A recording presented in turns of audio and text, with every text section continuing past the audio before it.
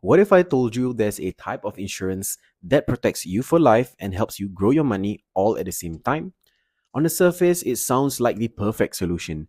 Peace of mind knowing your loved ones are financially secure, while you also build a little nest egg along the way.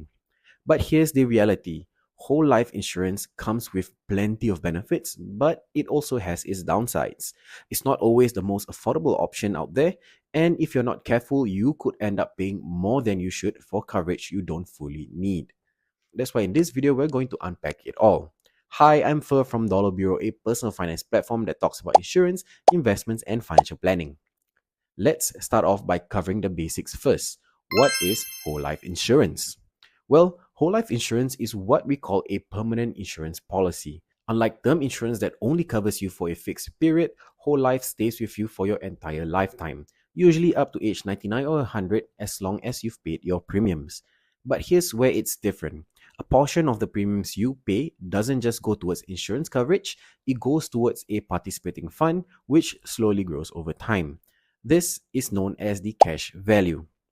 So essentially, you're not just buying protection, you're also building a financial asset in the background. That's why whole life insurance is often seen as both a protection and a savings tool. Now that you have the rough idea, let's talk about the features that make it unique. The first and most obvious feature is lifelong coverage. Whether you pass away earlier in life or live into your 90s, your family will always get a payout. This isn't just for the death coverage, but if you've added ECI, NCI coverage, then those last for life too. That's something term life insurance can't promise once the policy ends. Next is the cash value. Over the years, part of your premiums accumulate into a pot of money. This amount grows based on how well the insurer's participating fund performs, and the amount you get contains a guaranteed and a non-guaranteed portion.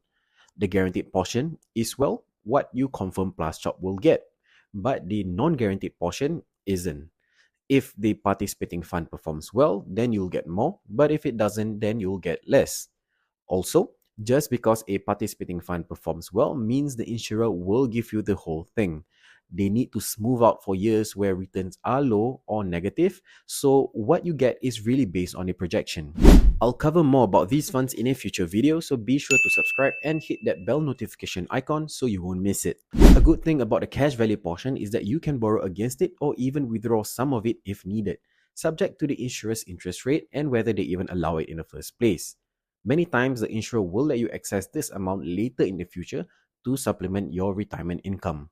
I've also seen some where you can't access the cash value unless you surrender the entire policy, which I think is a huge disadvantage because you lose your lifetime coverage. So be sure to check properly. Another feature of whole life plans are fixed premiums. Once you buy the plan, your premiums don't change. This predictability makes long-term financial planning much easier. Related to the premiums is the limited pay feature, which limits your premium payments to the first 10 to 25 years. So that means you will only pay premiums for up to 25 years and enjoy a lifetime of coverage after. Take note that the shorter your premium payment term, the more expensive your premiums are. So be sure to tweak the number of years to what you're comfortable with. Next is the multiplier benefit. The multiplier benefit lets you increase your base sum assured by a selected multiplier, usually 2 to 5 times, to temporarily increase your coverage for when you need it most. For example, let's say you need 250k in death coverage, but a 250k sum assured might be too expensive on a whole life plan.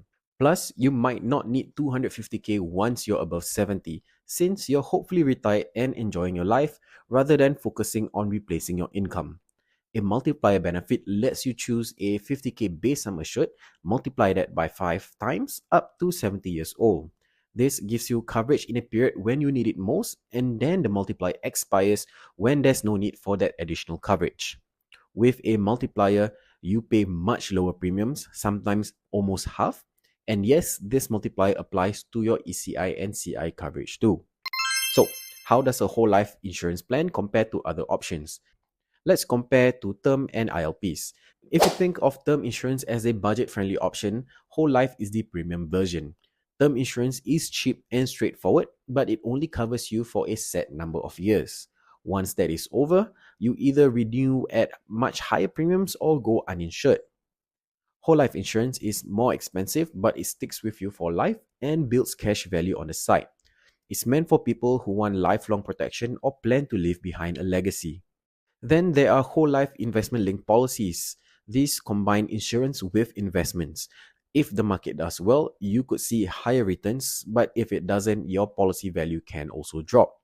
ILPs are best for people who are comfortable with investment risk. So here's the takeaway: term is affordable and temporary, whole life is stable and permanent, and ILPs are flexible but riskier. Which one's right for you depends entirely on your goals and your risk appetite. Now, let's talk about why people choose whole life insurance in the first place.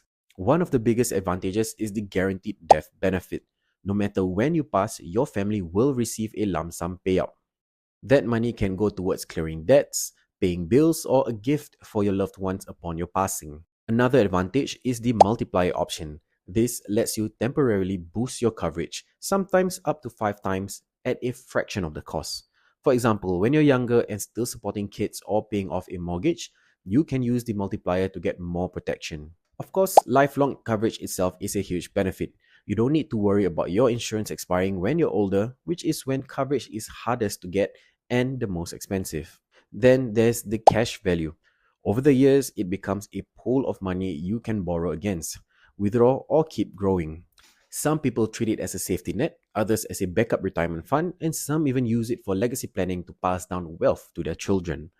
And lastly, fixed premiums. Once you're locked in, you don't have to deal with the premium hikes. That stability makes budgeting for the long term much easier. Sounds good, right? But let's not sugarcoat things. Whole life has its drawbacks too. The first and biggest disadvantage is the cost.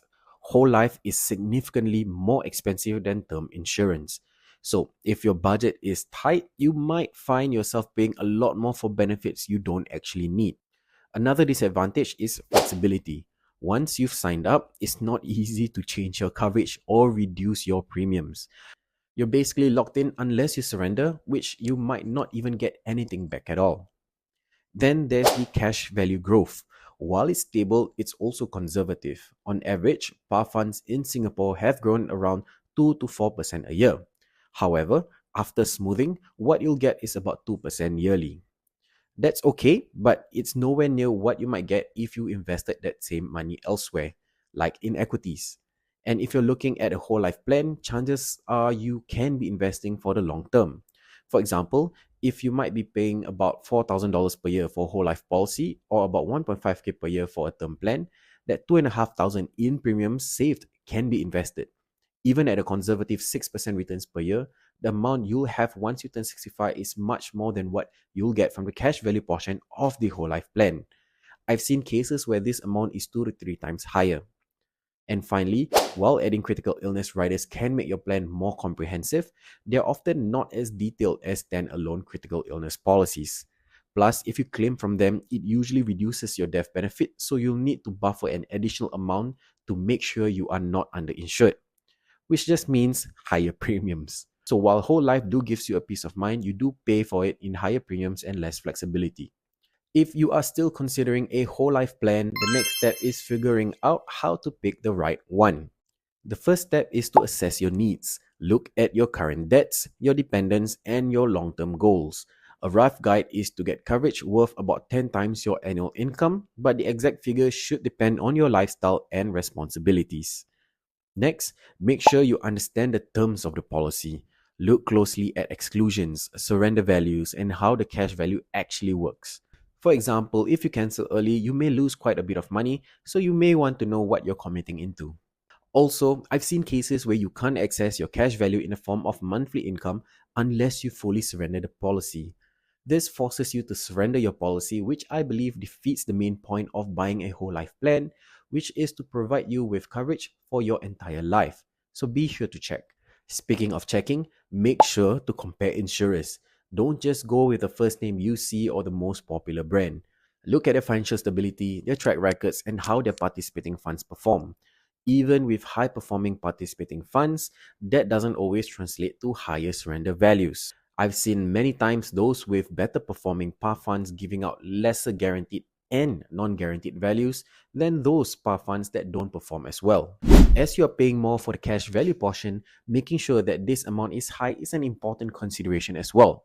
An independent financial advisor can help you compare options across different insurers so you don't get stuck with something that isn't the best fit. So, is whole life insurance worth it? It can be if you want lifelong protection with the cash value component, but if affordability, flexibility, and investment growth is your top priority, term insurance might make more sense. Okay, let's bring it all together. So, should you get whole life insurance in Singapore? If you're looking for lifelong coverage, cash value, and a peace of mind that your family will always get a payout, it can be a strong option. But if you'd rather save on the premiums and invest the difference yourself, then term insurance plus separate investments might give you more flexibility and potentially better returns. At the end of the day, there's no one size fits all answer. It really depends on your budget, your goals, and your risk appetite. If you are unsure, don't guess. Speak to a trusted financial advisor who can walk you through your options. I'll leave a link in the description below if you'd like to connect with one of our partners, and the best part, it's free. And if you found this video helpful, don't forget to like, share, and subscribe for more practical financial tips. Thanks for watching. I'll see you in the next video.